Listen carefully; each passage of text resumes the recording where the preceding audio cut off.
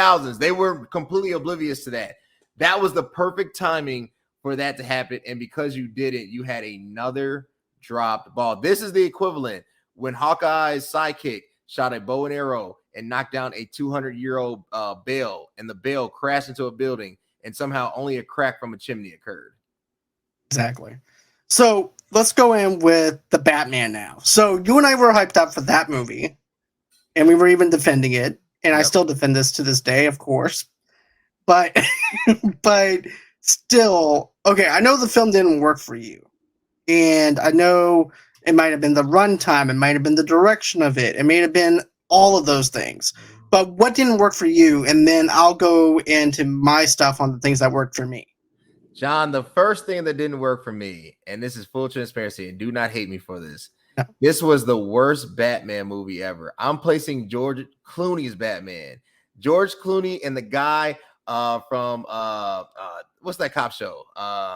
NCIS, yep. Las Vegas or whatever. LA, NCIS, LA.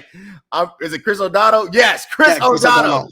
Him and George Clooney and Arnold as Mr. Freeze. They had in the oh my God, and Tommy Lee and Jim Carrey. That was a better Batman than this garbage. And here's the reason why.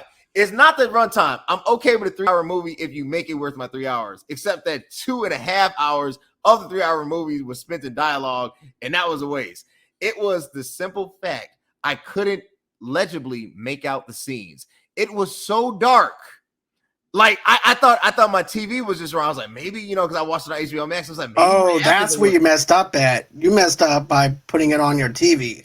Yeah.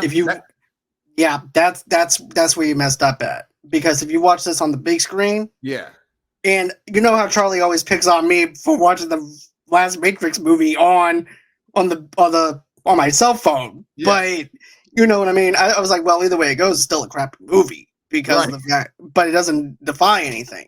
But with that, I felt like with the Batman, it needs to be one of those movies that you need to experience in the theater because of the lighting, because high definition TVs.